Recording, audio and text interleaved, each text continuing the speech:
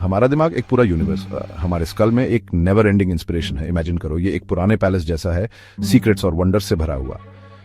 इसका complex network billions of neurons के साथ जो एक साथ काम करते हैं, वही है जो हमें ह्यूमन बनाता है। एक जायंट माउंटेन की तरह कॉम्प्लेक्सिटी का मास्टरपीस। हमारे थॉट्स, फीलिंग्स, मेमोरीज, ड्रीम्स, सब कुछ इसी कॉम्प्लेक्स ऑर्गन से आते हैं। एक प्रीशियस जेम, एक ग्रैंड म्यूजियम जैसा, नॉलेज और इनोवेशन का ट्रेजर।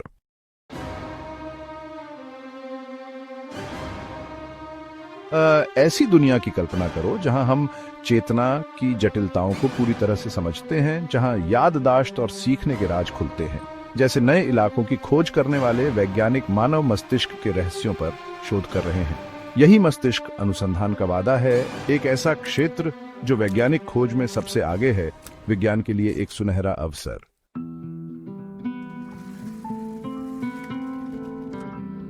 इंसान के दिमाग की कॉम्प्लेक्सिटी समझने के लिए अपन इसके बेसिक स्ट्रक्चर से शुरुआत करते हैं। एक अखरोट इमेजिन करो, इसका झुर्रियों वाला शेल दिमाग के फोल्ड्स जैसा होता है, और अब इसको 3 मेन पार्ट्स में डिवाइड करते हैं। इस स्ट्रक्चर के सबसे नीचे ब्रेन स्टेम होता है। ये प्रिमिटिव पार्ट है जो हमारे बेसिक फंक्शंस कंट्रोल करता है।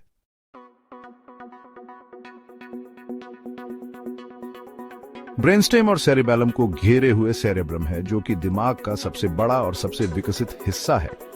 इसकी जटिल सतह, जिसमें बहुत सारे फोल्ड्स और ग्रुप्स हैं, एक बड़ा क्षेत्र बनाती है, जहां अरबों न्यूरॉन्स रहते हैं जो हमारे विचारों, भावनाओं और क्रियाओं का आधार बनाते हैं।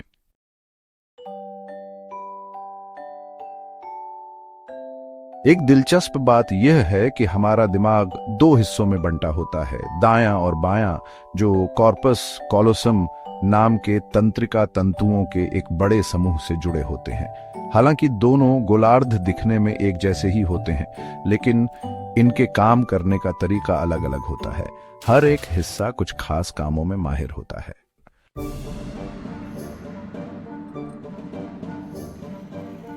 दिमाग की कॉम्प्लेक्सिटी समझने के लिए हमें इसके बेसिक बिल्डिंग ब्लॉक को देखना होगा।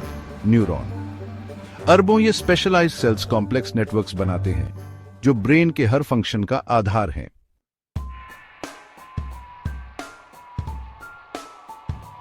सिनेप्स 2 न्यूरॉन्स के बीच का कनेक्शन पॉइंट, इंफॉर्मेशन एक्सचेंज का एक एक्टिव एरिया है, जहां इलेक्ट्रिकल लैंग्वेज केमिकल लैंग्वेज में कन्वर्ट हो जाती है।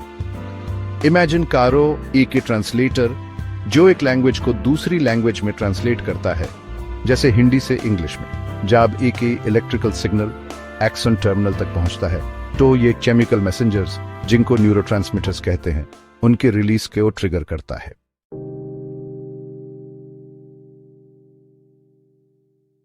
हर न्यूरोट्रांसमीटर का अपना एक केमिकल स्ट्रक्चर होता है, जिससे वो स्पेसिफिक रिसेप्टर से जुड़ पाता है और नर्वस सिस्टम पर अलग अलग इफेक्ट्स डालता है।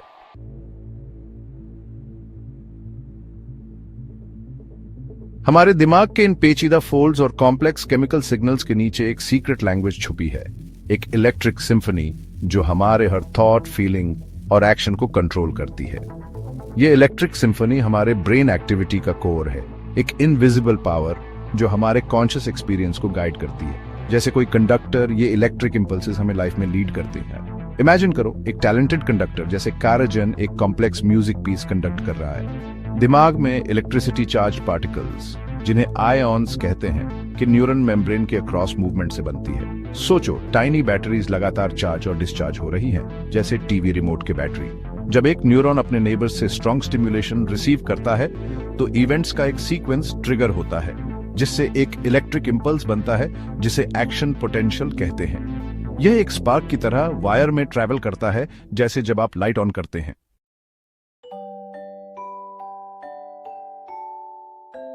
इलेक्ट्रोएन्सेफेलोग्राम यानी कि ईईजी दिमाग की बिजली देखने का एक तरीका है। जैसे कि दिमाग के अंदर झांक रहे हो, समझ रहे हो ना? इससे हम दिमाग का म्यूजिक सुन सकते हैं, इसके कॉम्प्लिकेटेड रिदम समझ सकते हैं, जैसे सांबा और वॉल्ट्स। हर एक का अपना अलग रिदम होता है। 1920 के दशक में बनाया गया ईईजी अब न्यूरोसाइंस रिसर्च और क्लिनिकल प्रैक्टिस में बहुत इंपॉर्टेंट टूल बन गया है, जैसे कि न्यूरोलॉजिस्ट का स्टेथोस्कोप।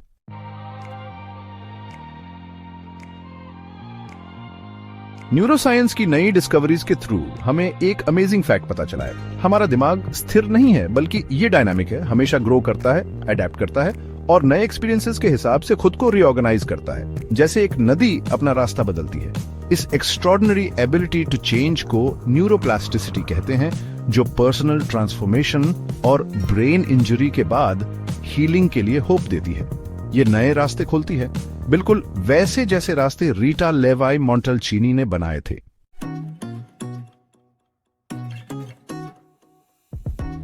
अगर हम समझें कि हमारे दिमाग में बदलाव कैसे आते हैं, तो हम अपने सोचने समझने की ताकत, अपने मेंटल हेल्थ और दिमाग में चोट लगने के बाद रिकवरी को भी बेहतर बना सकते हैं। जब हम ऐसे काम करते हैं जिनमें ध्यान लगाना पड़ता है, प्रॉब्लम सॉल्विंग करनी पड़ती है और सोच समझकर फैसला लेना पड़ता है, जैसे कि शतरंज खेलना या पहेली सुलझाना, तो हमारे दिमाग के कनेक्शंस और मजबूत होते हैं और नए कनेक्शंस भी बनते हैं, जैसे एक पेड़ अपनी जड़ें फैलाता है और बढ़ाता है।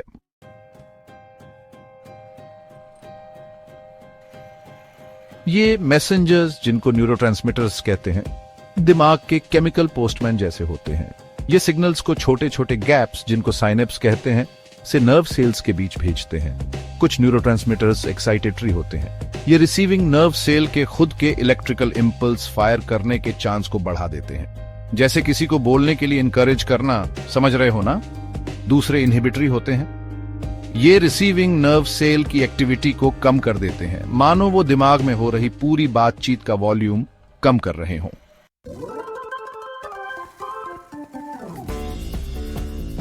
कुछ न्यूरोट्रांसमीटर्स जैसे डोपामीन और सेरोटोनिन काफी फेमस हैं और खुशी, मोटिवेशन और हैप्पीनेस जैसे फीलिंग्स से जुड़े हैं। सोचो, जब आप स्वादिष्ट मोमो खाते हैं या आपकी फेवरेट टीम चैंपियंस लीग जीतती है, तब डोपामीन अपना कमाल दिखाता है। दूसरे जैसे ग्लूटामेट और गामा एमिनो ब्यूटेरिक एसिड शायद ज्यादा फेमस नहीं है, लेकिन ब्रेन के फंक्शन के लिए उतने ही इंपॉर्टेंट हैं। ये मेन एक्सिटेटरी और इनहिबिटरी मैसेंजर्स की तरह काम करते हैं। जैसे कोई कॉमेडियन के जोड़ी एक स्पीड बढ़ाता है, दूसरा ब्रेक लगाता है।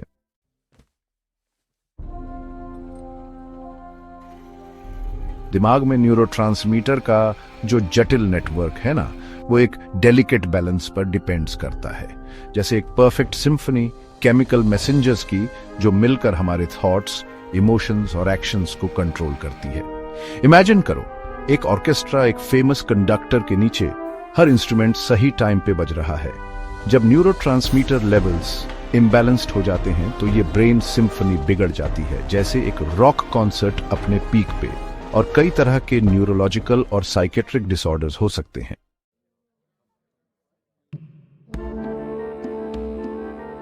याददाश्त ह्यूमन समय में पीछे ले जाती है, पुराने पलों को फिर से जीने देती है, ज्ञान इकट्ठा करने और हमारी पहचान बनाने में मदद करती है। दिमाग एक अनुभव के मूर्तिकार की तरह काम करता है, बिल्कुल वेट स्टोर्स की गॉथिक मूर्तियों की तरह, और इंद्रियों के बीते हुए संकेतों को स्थायी यादों में बदल देता है, जिनको हम खजाने की तारा संभाल कर रख सकते हैं और उन्हें देख सकते हैं।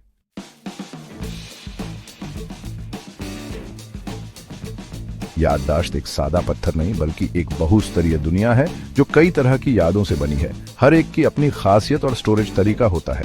जैसे हेनरिक सिएनकिविच की रचनाएं, एक साहित्यिक दिग्गज जो पीढ़ियों से गुजरे हैं और अभी भी पोलिश लोगों की सामूहिक याददाश्त में जिंदा है।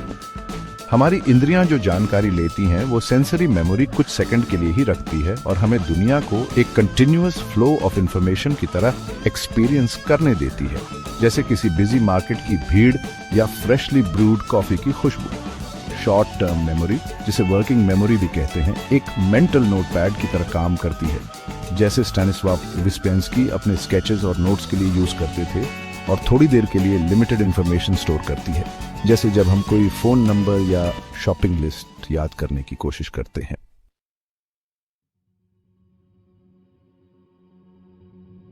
चेतना या जादुई अवेयरनेस शायद ह्यूमन ब्रेन का सबसे बड़ा रहस्य है। हालांकि चेतना के मैकेनिज्म्स अभी भी गहरे साइंटिफिक रिसर्च का विषय हैं, हम जानते हैं कि चेतना ब्रेन के किसी एक स्पेसिफिक पार्ट में नहीं होती। एक सिम्फनी ऑर्केस्ट्रा की कल्पना करो, म्यूजिशियंस साथ में बजा रहे हैं, उनके इंडिविजुअल कंट्रीब्यूशंस मिलकर एक रिच और कॉम्प्लेक्स साउंड बनाते हैं।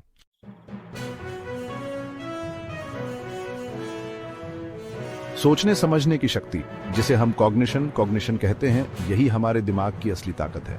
इसी से हम सोच पाते हैं, प्लानिंग करते हैं, मुश्किलों को हल करते हैं और ख्वाब भी देखते हैं।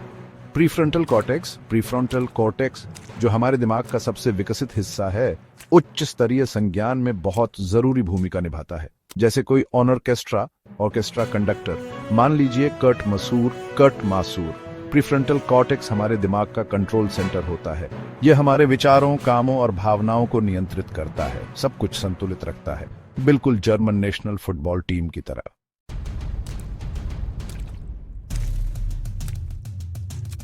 इमोशंस, हमारे फीलिंग्स का तेज बहाव हमारी सोच को रंग देता है और हमारे एक्शंस को ड्राइव करता है। ये ह्यूमन एक्सपीरियंस का एक इंपॉर्टेंट पार्ट है। लिम्बिक सिस्टम, दिमाग के अंदर गहराई में इंटरकनेक्टेड ब्रेन स्ट्रक्चर्स का एक कॉम्प्लेक्स ग्रुप, इमोशंस को प्रोसेस और रेगुलेट करने में इंपॉर्टेंट रोल प्ले करता है। इमेजिन करो इसे हमारी इमोशनल लाइफ के कंडक्टर की तरह, जैसे एक मेस्ट्रो एक सिम्फनी ऑर्केस्ट्रा को कंडक्ट करता है। एमिग्डाला लिम्बिक सिस्टम में एक छोटा सा बादाम के आकार का स्ट्रक्चर हमारे दिमाग के इमोशनल गार्डियन की तरह काम करता है और कॉन्स्टेंटली हमारे सराउंडिंग्स को मॉनिटर करता है, किसी भी डेंजर या रिवॉर्ड साइंस के लिए। यह हमारे अंदर का वॉच डॉग है जो हमेशा अलर्ट रहता है।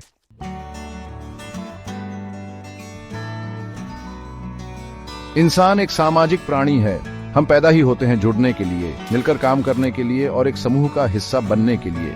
मिरर न्यूरॉन सिस्टम दिमाग के सेल्स का एक नेटवर्क होता है जो तब काम करता है जब हम कोई काम करते हैं और तब भी जब हम किसी और को वही काम करते हुए देखते हैं। यह हमारी सहानुभूति और सामाजिक समझ का आधार है। मान लो आप कोई हिंदी फिल्म देख रहे हो तो आप किरदारों की कहानी में खो जाते हो, लगता है जैसे आप भी उनके साथ हो। ये जो हम दूसरों के जज्बात समझ पाते हैं, ये हमारे मिरर न्यूरॉन्स की वजह से ही होता है। या क्रिकेट मैच के बारे में सोचो, हम सब मिलकर हर एहसास को जीते हैं मानो हम खुद मैदान में हों। ये अनुभव जो मिरर न्यूरॉन्स द्वारा नियंत्रित होता है, हमें दूसरों के कामों, इरादों और भावनाओं को समझने में मदद करता है और हमारी सहानुभूति और सामाजिक रिश्तों को मजबूत करता है, जैसे परिवार के साथ तीज त्योहार मनाना या दोस्तों के साथ मिलना जुलना।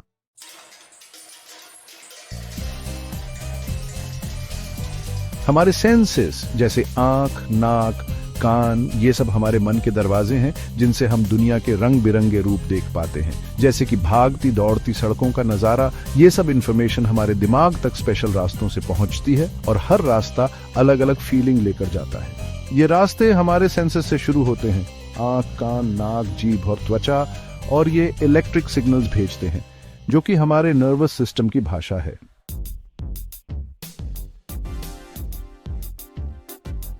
देखने की शक्ति, जिसे अक्सर हमारी सबसे कीमती इंद्री माना जाता है, हमें दुनिया की एक जीवंत और विस्तृत तस्वीर देती है। यह हमारे मन की खिड़की की तरह है जो विशाल तारों वाले आकाश से लेकर फूल की छोटी छोटी बारीकियों तक हमारे आसपास की सुंदरता और जटिलता को प्रकट करती है। जैसे कोई कवि किसी दृश्य की सुंदरता का वर्णन करता है, वैसे ही हमारी दृष्टि हमें अपने आसपास की दुनिया को अपने अंदर समाहित करने देती है।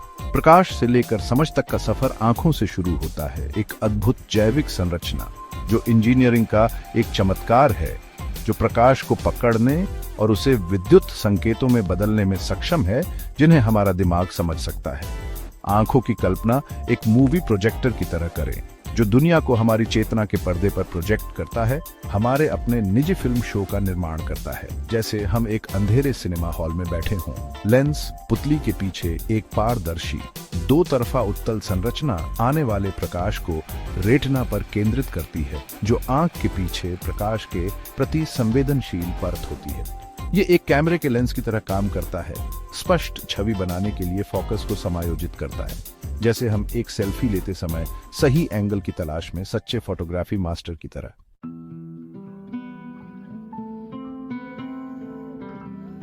हमारा दिमाग जब हम पैदा होते हैं कोरी स्लेट नहीं होता जिस पे एक्सपीरियंस लिखा जाए।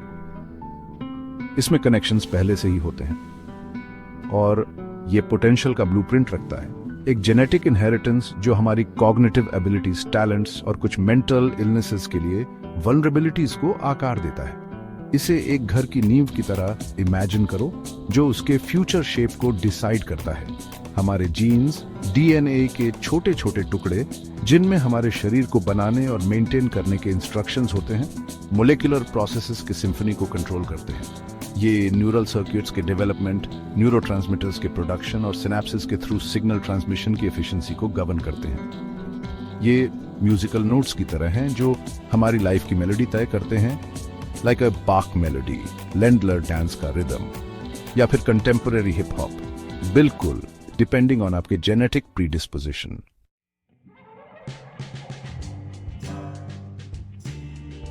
हालांकि हमारे दिमाग के लिए एक ब्लूप्रिंट की तरह हमारे जीन्स काम करते हैं, लेकिन हमारा एनवायरनमेंट यानी हमारे सारे एक्सपीरियंसेस गर्भधारण से ही हमारे दिमाग की इंट्रिकेट डिटेल्स को आकार देते हैं, कनेक्शंस बनाते हैं और उसके काम करने के तरीके को प्रभावित करते हैं। एक स्कल्पटर के बारे में सोचो जो संगमरमर के एक ब्लॉक के सामने खड़ा है।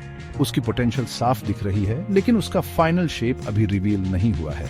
उदाहरण के लिए टिलमन रीमनश्नाइडर और उनकी लेट गॉथिक वुड स्कल्पचर्स के बारे में सोचो। उनके आकार लेने से पहले स्कल्पटर की छेनी उसके आर्टिस्टिक विजन से गाइडेड पत्थर पर काम करती है और उसके अंदर छिपी हुई खूबसूरती को बाहर लाती है। इसी तरह हमारे एक्सपीरियंसेस, माँ के प्यार से लेकर हमारे रिलेशनशिप्स और काम में आने वाली चैलेंजेस तक हमारे दिमाग के स्कल्पटर्स की तरह काम करते हैं।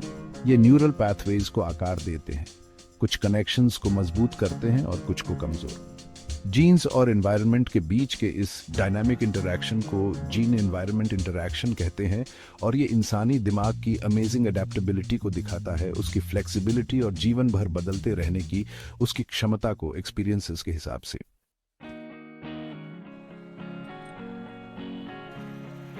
अपने दिमाग के सफर के अंत में हम अभी भी इसकी विशाल जटिलता, इसके इंट्रिकेट स्ट्रक्चर और इसके रिमार्केबल अडेप्टेबिलिटी से हैरान हैं। न्यूरॉन्स और न्यूरोट्रांसमीटर्स के कॉम्प्लेक्स डांस से लेकर अलग अलग ब्रेन रीजन्स की कोऑर्डिनेटेड एक्टिविटी तक, ये एक कंडक्टर की तरह काम करता है। बायोलॉजिकल प्रोसेसेस की एक सिम्फनी को ऑर्केस्ट्रेट करता है जो हमारे ह्यूमन एक्सपीरियंस की रिचनेस और डाइवर्सिटी को बनाती है। हमने दिमाग के कॉम्प्लेक्स पैथवेज से ट्रैवल किया है और इसकी एबिलिटी को देखा है कि ये कैसे इंफॉर्मेशन प्रोसेस करता है, हमारी सेंसेस से मेमोरी स्टोर करता है, इमोशंस क्रिएट करता है और हमारे थॉट्स और एक्शंस को गाइड करता है। हमने देखा है कि कैसे दिमाग की फ्लेक्सिबिलिटी इसे लाइफ भर बदलने देती है, जीन्स और एनवायरनमेंट के इंटरप्ले से शेप होती है, कॉन्स्टेंटली इवॉल्व हो रही है एक्सपीरियंसेस के रिस्पॉन्स में। ये रिमार्केबल अडेप्टेबिलिटी हमारे एक्सपीरियंसेस के प्रोफाउंड इम्पैक्ट को हाईलाइट करती है, पॉजिटिव और नेगेटिव दोनों हमारे ब्रेन स्ट्रक्चर पर, और ये शेप करती है कि हम कौन हैं और हम कौन बन सकते हैं।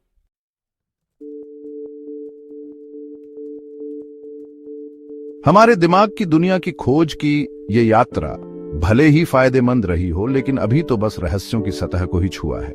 अभी भी बहुत से सवालों के जवाब नहीं मिले हैं जो हमें आगे रिसर्च करने, नॉलेज की सीमाओं को बढ़ाने और नए टूल्स और टेक्नोलॉजी डेवलप करने के लिए प्रेरित करते हैं ताकि दिमाग के बाकी रहस्यों को खोजा जा सके। ब्रेन रिसर्च का फ्यूचर नई डिस्कवरीज का एक ऐसा दौर लाने का वादा करता है जहां हम कॉन्शियसनेस के सीक्रेट्स को समझेंगे, गंभीर न्यूरोलॉजिकल और मेंटल इलनेसेस का इफेक्टिव ट्रीटमेंट ढूंढेंगे और दिमाग की अद्भुत अडेप्टेबिलिटी को एक्सप्लोर करेंगे ताकि इंसान की क्षमता को और बढ़ाया जा सके। एक ऐसी दुनिया की कल्पना कीजिए जहां अल्जाइमर्स, पार्किंसंस और दूसरी डिजेनरेटिव ब्रेन डिजीजेस सिर्फ बीते हुए कल की बात हो, जहां मेंटल इलनेसेस को लेकर कोई स्टिग्मा ना हो, बल्कि उन्हें समझा और उनका इफेक्टिव ट्रीटमेंट किया जाए, और जहां हम टारगेटेड इंटरवेंशंस के थ्रू अपनी कॉग्निटिव एबिलिटीज को एनहांस कर सकें, क्रिएटिविटी को जगा सकें और इमोशनल इंटेलिजेंस को गहरा कर सकें। यही ब्रेन रिसर्च का वादा है, एक ऐसा फील्ड जिसमें हेल्थ, हैप्पीनेस और सेल्फ अंडरस्टैंडिंग को बदलने की अद्भुत क्षमता है। इस अनएक्सप्लोर्ड टेरिटोरी में कदम रखते हुए हमें सावधान रहना होगा, एथिकल कंसिडरेशंस और इंसानी दिमाग की सैंक्टिटी के लिए गहरे रिस्पेक्ट से गाइडेड होना होगा।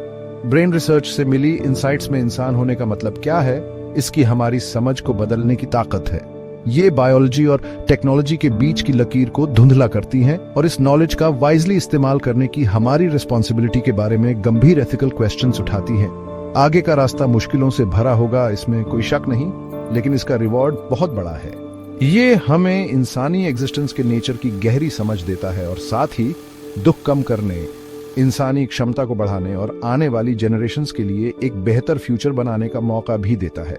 आइए इस जर्नी पर वंडर, नॉलेज की थर्स्ट और दिमाग के बारे में अपनी अंडरस्टैंडिंग का इस्तेमाल करके सभी के लिए एक बेहतर दुनिया बनाने के स्ट्रॉन्ग कमिटमेंट के साथ आगे बढ़ें। देखने के लिए धन्यवाद। हमारे चैनल को सब्सक्राइब करें। सबको शांति और प्यार।